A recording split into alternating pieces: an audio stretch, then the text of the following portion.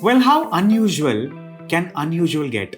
Well, I personally get intrigued with a lot of ingredients, especially the way they're used in Indian food or rather Indian curries. Today's recipe is made using sugarcane. Sugarcane as one of the core ingredients. Isn't that interesting? The name of the recipe, you may ask? Udupi-style Kabbu Gojju, a spicy sugarcane curry. Let's begin. It's spicy, it's sour, it's soothing, it's coconut-based, multiple forms, multiple layers. But the essence is to find good quality sugarcane, which you find very easily really. The challenge is to get it peeled and diced. Trust me, get it done from somebody. Let's begin.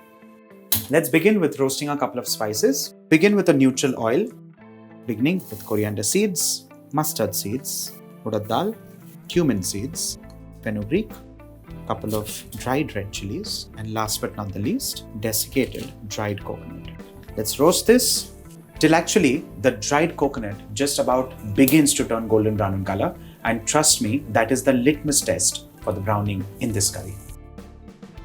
With this, off goes the flame, and now let's allow to cool this down completely till you're ready to grind. In the same pan, let's begin with some water. To this, let's add in quarters of sugarcane.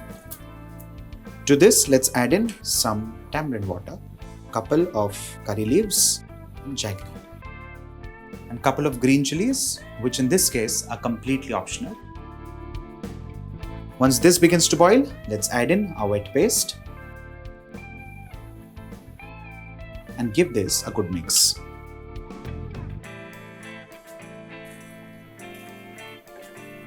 At this stage, let's add in the salt, remembering the fact that the curry is going to reduce considerably at this point in time. You know, while this curry is literally bubbling in this earthen pot, the room is filled with this beautiful, sweet, caramelly note which can only be felt when you literally make something like this in your homes. And the beauty of the flavor profile is such that the nuttiness, of course, turns into caramelization, that wonderful browning that we got into the curry paste. The sweetness comes in, of course, from the jaggery and the sugarcane. These little chewable pieces need to be of the size that can be managed at one point in time. And of course, you need to remove the fiber and throw it off. That is the eventuality. But the beauty is you dip a piece of a wonderful fluffy dosa of your choice and you literally mop the curry, and you then chew the piece of sugarcane, which is the beauty of this curry. So the sweetness comes in from there, the bitterness comes in from the mustard seeds and the fenugreek. And when I say bitter, it is that little note that is very important to balance the sweetness of this curry, and eventually the earthiness that comes in from the coconut and the coriander seeds. Let's now move on to the tempering. Let's begin with some neutral oil. Let's add in mustard seeds, asafoetida or hing, some curry leaves. And now let's splash it onto a bubbling curry. And with this, off goes the flame.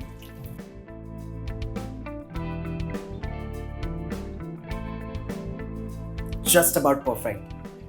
With this, ladies and gentlemen, our spicy sugarcane curry is done and ready. And while I was actually making the curry, another recipe came quickly to my mind, which is also called Kabbu Gojju. And that's a Konkani recipe which has Bengal gram or chickpeas in the same recipe, but it's kind of made a slightly drier in its consistency.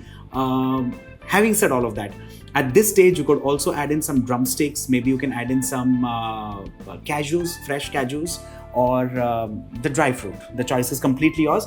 But the beauty is, make this for family, make this for friends, and serve this with some wonderful puffy dosa.